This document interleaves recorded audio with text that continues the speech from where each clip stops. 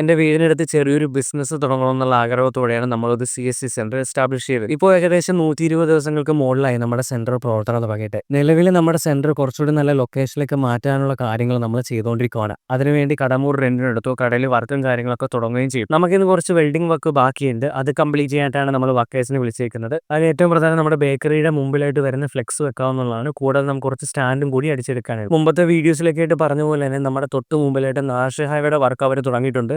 ഈ ഭാഗത്ത് ഇത്ര പെട്ടെന്ന് വർക്ക് തുടങ്ങുമെന്ന് നമ്മൾ വിചാരിച്ചതല്ല. NHന്റെ വർക്ക് നീണ്ടുപോകുകയാണെങ്കിൽ നമ്മളെ അത് കാര്യമായിട്ട് ബാധിക്കും. നല്ല പണി കിട്ടാനുള്ള ചാൻസ് ഉണ്ട്.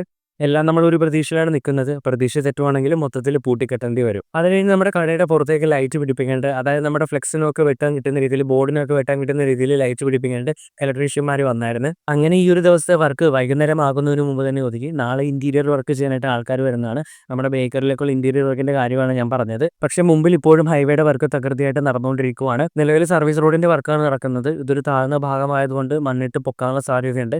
അങ്ങനെയാണെങ്കിൽ ആൾക്കാർക്ക് നമ്മുടെ സെന്ററിലേക്ക് അല്ലെങ്കിൽ നമ്മുടെ ബേക്കറിലേക്ക് വരുന്നതിന് ബുദ്ധിമുട്ടുണ്ടാവും. എങ്ങനെയാവും എന്താവും എന്നൊരു പിടിയില്ല. എന്തായാലും വരുന്നിടത്ത് വെച്ച് നേരിടാമെന്നാണ് നിലവിലത്തെ പ്ലാൻ.